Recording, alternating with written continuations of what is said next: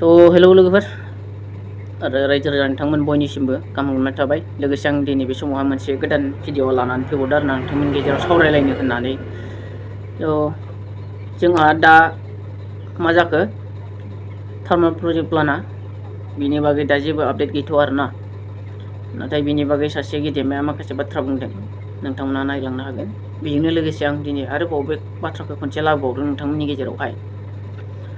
दिनै जोंनि गेदेमा बिर जोहोलावफोरनि NDFB नि गायसनगिरि आफादगिरि दियारनाब्ला साराहा दिनै मा 20 साननि थाखाय न'आवहा फैदों आरो ना दिनै।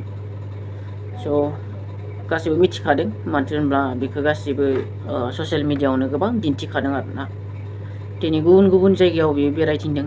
आवगायावहाय जायफोरा बेखौ हेफाजाब होदोंमोन आफाद दाजेननाय समाव बिसोरनि न'खरफोरखौ थाबाय गिदिंनानै नायहैदों। गावनि मानसिफोरखौ लोगो हमनो थाखाय दिनै बेयो मा बलंगुरिसिम मोनहैबाय दिनैनि दिनाव आरो ना। बेजोंनो लोगोसे बेयाव एसे जथुमा बादि बा सावरायलायदों।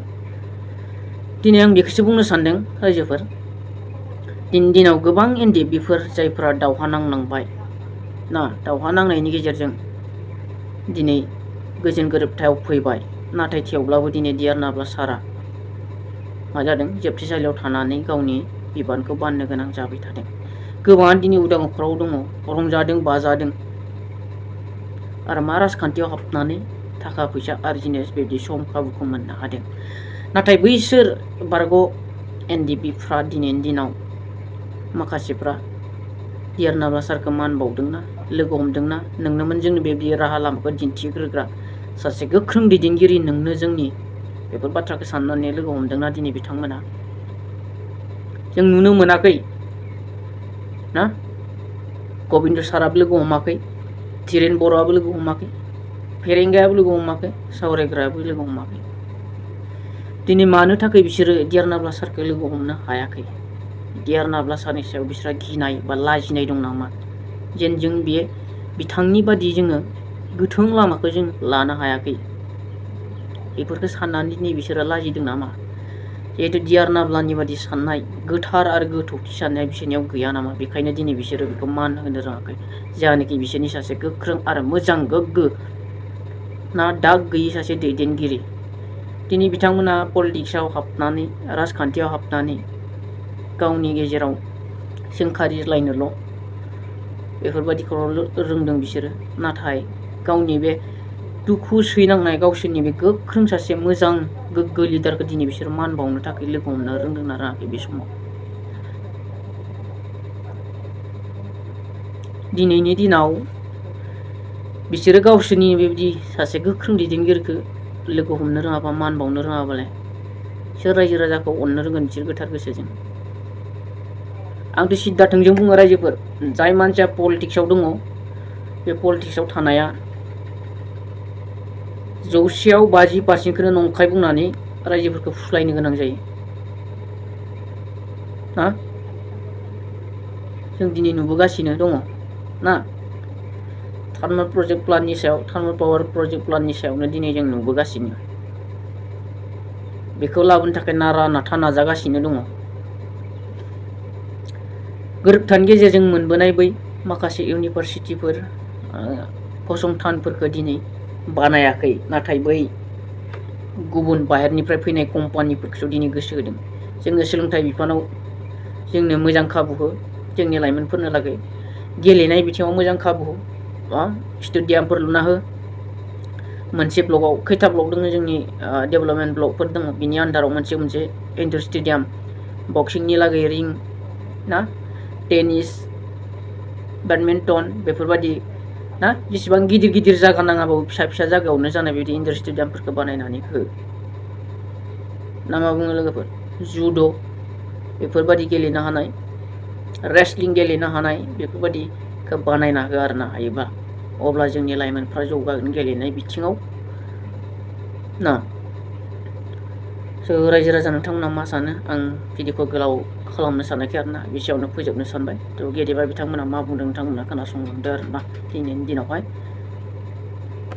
जे जों मिथिगौ जे जोंनि बे BTC बिटिआर एरिया 6 शिडिउल सिङाव दं।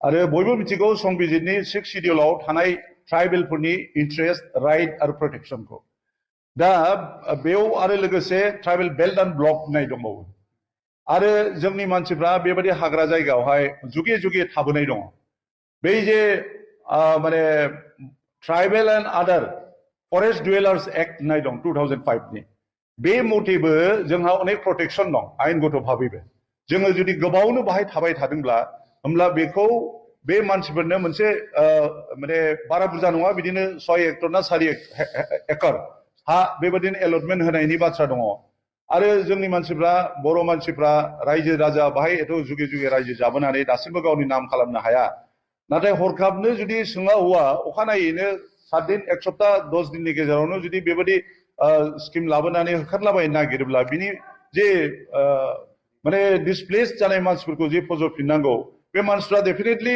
बेहाय बिग्रायखांगोन दा जोंनि नोजोराव ओंखारदों जे गामिनि मानसिफ्रा बुंदों जे नांगौबा जिउ गारगोन थै गसर होगोन थेवबो जों हाखौ हगारा होननानै किन्तु बेबायदि परिस्थितिखौ जों मानो लाबोनांगौ खारन जों मिथिगौ जे दा बड'लेण्ड एकर्डनि बे बिटिआर एकर्डनि आन्दारावहाय रेलवे कच फेक्टरिबो दंफायो दा फर्चुनेटलि रेलवे कच फेक्टरियाबो जासिगोन बिनि थाखाय बाहाय अलटमेन्ट जाबाय बेबो बे पर्बजरावनो जाबाय दा बेहाय जोंहा जेबो बुंनांगौ गैया बाहाय बे एकर्डनिनो सिङाव आरो बेयो हयथ' जों मिथिनायाव बाहाय थाखानाय मानसिफ्रा बेबायदि डिसप्लेस जानाय नङा नाथाय दा बे जेरावहाय आदानिनि नामै आदानिनो पावार प्रजेक्टनि नामै होनो नागिरनाय जेनाखि हा बाहाय अलरेडि रायजो जानाय मानसिफोर दङ खमसे खम आयेन मथ' भाबै बिसोरनि जुदि कनफिडेन्स लायोबा कनसेन्ट लायोबा बिनि उनाव बिथांमोनखौ बहा लांगोन बा अलरेडि जायफ्रा माने जुथा आथिं दहजासे बिथांमोनहा नाजागासिनो दं बे हाखौ गावसोरनि नामै खालामनांगौ होननानै लिमिटेड क्वान्टिटिबाबो